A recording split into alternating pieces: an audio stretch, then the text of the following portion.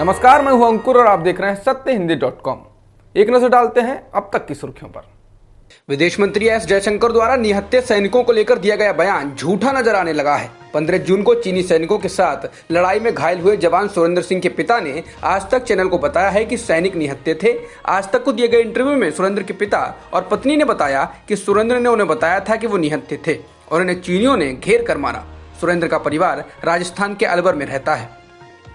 चीन ने एक बड़ी योजना के तहत गलवान घाटी के इलाके में घुसपैठ की है। इंडिया टुडे ने रेडियो फ्रीक्वेंसी सिग्नल और हाई रेजोल्यूशन सैटेलाइट तस्वीरों के कॉम्बिनेशन से तैयार सैटेलाइट डेटा के जरिए बताया है कि चीनी सेना गलवान घाटी में किसी भी लंबी दौड़ के लिए तैयार है। वो अपने इलाके में सड़कें, छोटे पुल, पानी से संबंधित मशीनरी, संभावित एयर डिफेंस कमांड्स और कई झोपड़ियां बना चुके हैं, जिनका इस्तेमाल वो अतिरिक्त जवानों की तैनाती के लिए कर सकते हैं। ये जगह लाइन ऑफ एक्चुअल कंट्रोल यानी कि LAC से लगभग 40 किलोमीटर दूर है और यहीं पर 15 जून को दोनों देशों के सैनिकों के बीच झड़प हुई थी। बीजेपी सांसद सुब्रमण्यम स्वामी ने कहा है कि पीएम मोदी को अब खुद आगे आकर चीनी राष्ट्रपति का नाम लेकर उनसे कोरोना वायरस महामारी पर जवाब मांगना चाहिए और गलवान घाटी को खाली कराने पर बात करनी चाहिए। इसके साथ ही उन्होंने जल्द ही भारतीय विदेश मंत्री के कोरोना वायरस को लेकर चीन के विदेश मंत्री से मिलने पर भी निशाना साधा। स्वामी ने कहा, यह हास्यास्पद है कि विदेश मंत्री कोरोना वायरस महामारी पर चर्चा के लिए अपने चीनी समकक्ष से मुलाकात करेंगे। प्रधानमंत्री को उन्हें बैठक में ना शामिल होने के लिए कहना था या फिर स्वास्थ्य मंत्री डॉक्टर हर्षवर्धन को बैठक में भेजना था। अब जरूरत है कि पीएम मोदी शी जिनपिंग का नाम लेकर उन्हें गलवान घाटी खाली करने के लिए कहें। राहुल गांधी ने केंद्र सरकार पर जवानों की शहादत को लेकर फिर निशाना साधा है। उन्होंने ट्वीट कर कहा कि अब ये साफ हो गया है कि चीन ने जो गलवान में हमला किया वो पहले से प्लान किया हुआ था। भारत सरकार इस दौरान सोती रही और समस्या को टालती रही और सरकार की लापरवाही का खामियाजा हमारे जवानों को भुगतना पड़ा। कांग्रेस नेता हुसैन दलवाई ने RSS पर निशाना साधा है। उन्होंने कहा कि सीमा पर लाठी लेकर ही भेजना है तो RSS वालों को भेजना चाहिए। उन्होंने कहा कि दुख की बात है कि हमारे 20 जवान शहीद हो गए और बिना शस्त्र वो गए थे। पहले वो लोग लड़ते, कुछ होता तो मैं समझ सकता हूँ, लेकिन हमारे जवानों को लड़ने का मौका ही नहीं मिला। उनके हाथ में लाठी देते हो, ये क्या RSS की शाखा है? तो सैनिकों को वहाँ क्यों भेजते हो? RSS के लोगों को वहाँ भेजिए, लाठी लेके वो बॉर्डर पर सुरक्षा करेंगे।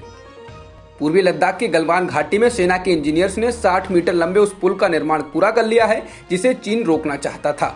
गलवान नदी पर बने इस पुल से संवेदनशील सेक्टर में भारत की स्थिति बेहद मजबूत हो गई।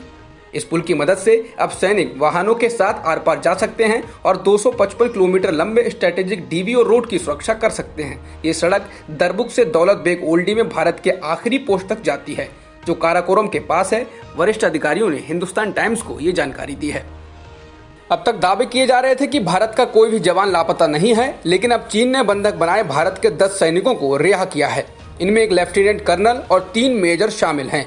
मीडिया रिपोर्टों के अनुसार ये रिहाई गुरुवार शाम को हुई। इन सभी को बीते सोमवार को लद्दाख के गलवान घाटी में चीनी सैनिकों के साथ झड़प में बंधक बना लिया गया था। 1962 में भारत चीन युद्ध के बाद ये पहली बार है कि चीन ने भारतीय सैनिकों को बंधक बना लिया था। लद्दाख में चीनी सेना की घुसपैठ और गलवान घाटी में भारतीय और चीनी सेना के हिंसक झड़प में 20 जवानों के शहीद होने के मामले में प्रधानमंत्री मोदी द्वारा सर्वदलीय बैठक बुलाई गई है। बैठक में RJD और आम आदमी पार्टी को नहीं बुलाया गया है, जिससे ये पार्टियां नाराज हो गई हैं। पेट्रोल डीजल की कीमतों में लगातार 13वें दिन शुक्रवार को बढ़त हुई है। दिल्ली में पेट्रोल 78.37 रुपए लीटर हो गया है तो डीजल की कीमत 77 रुपए से ज्यादा हो गई है। पिछले 13 दिनों में डीजल की कीमत में 7.67 रुपए प्रति लीटर और पेट्रोल के दाम में 7.09 रुपए प्रति लीटर की बढ़त हुई है। ये तब है जब कच्चे तेल की कीमतों में लगातार नरमी बनी हुई है।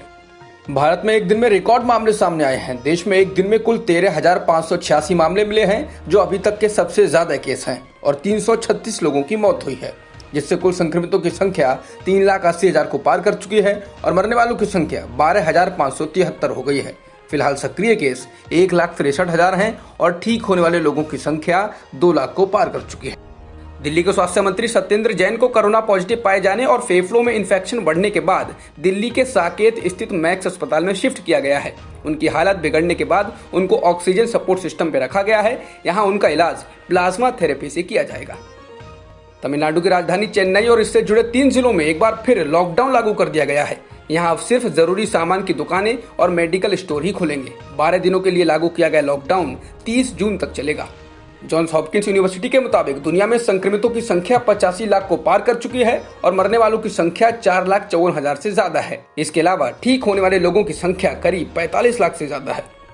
जॉन्स हॉपकिंस यूनिवर्सिटी के अनुसार अमेरिका में संक्रमितों की संख्या 21,89,000 से ज्यादा है और मरने वालों का आंकड़ा 1,18,000 से अधिक है। अब तक की खबरों में इतना ही। बाकी खबरों के लिए बने रहिए सत्यहिंदी.com के साथ।